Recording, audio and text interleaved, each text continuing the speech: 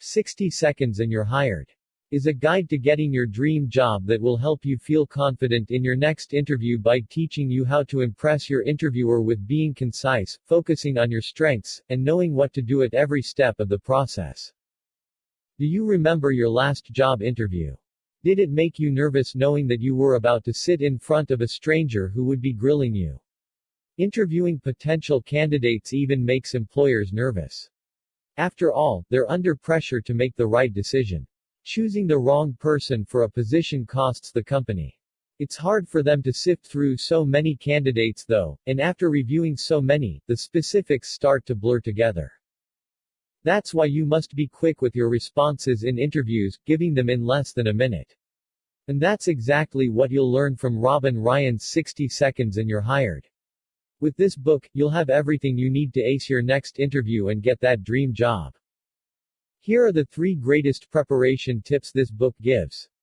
1. Constantly refer to your top 5 skills throughout the interview to help your interviewer remember what makes you a good fit. 2. Preparing beforehand will eliminate your fear and help you be as confident as possible when answering each question. 3. Take advantage of the golden opportunity to reveal your true character that interviewer gives you when they ask if you have any questions.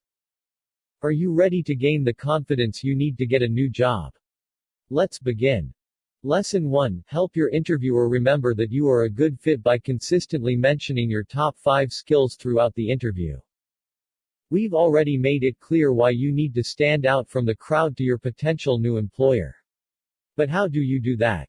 It starts with helping the interviewer remember you by focusing their mind on your strengths.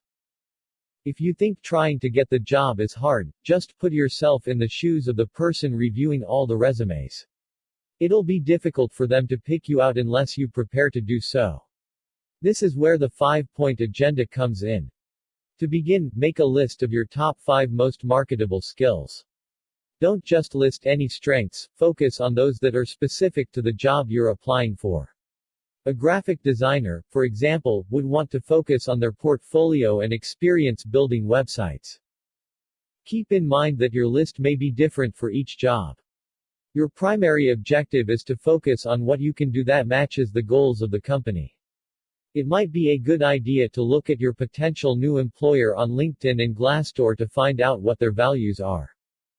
Once you've got the list ready, practice so you can highlight all 5 in less than 60 seconds.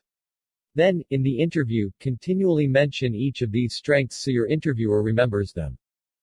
Lesson 2. Eradicate fear and boost your confidence to answer questions concisely by preparing beforehand. Preparation kills fear. Every time I have to give a speech, presentation, talk to a stranger, or answer an interviewer's questions, taking the time to get ready calms my nerves. The reason this works is because when you're in the interview you have no surprises. Nothing can catch you off guard if you've put in the work to get ready. First, look for some of the most commonly asked questions in interviews and practice answering them. Role-playing isn't always fun, but it does make a big difference in your confidence levels every time you do it. Also use your research to think of specific questions the company might ask about their products or services. Next, remember the details of your best performances at previous workplaces. Again, focus on those that will set you apart to succeed should you be given this new job. The main goal of the employer is to determine if you're a good fit, and being more specific will help them do that. Last, get ready to market your specific personality as an ideal worker persona. You might not think it, but interviewers go in with biases that you have to fight. Millennials, for example, may be thought of as dealing with entitlement and technology addiction. If you're older, the employer might see you as less innovative. Highlight your learning and communication skills and success attitude to combat these disadvantages. Lesson 3. The question, "Do you have any questions for me?" is a chance to let your true motivations and preparation shine. I still remember when, not long before an interview, my friend told me to take advantage every time an interviewer asks if I have any questions. Testing this out in my next interview, I asked what their ideal candidate was like, then talked about how I felt I was a good fit for that. Not long afterward, I found out that I got the job. Many of us brush this last interview question as non-important. But employers use it as a chance to gain valuable information about your character, so you need to be ready for it. You'll also want to use this chance to determine if the job is good for what you want. To get ready for this opportunity, write a list of 10 to 15 questions that you can take out when they ask if you have any questions. Doing this shows the interviewer your diligence in researching the company and thinking about how you can help it succeed.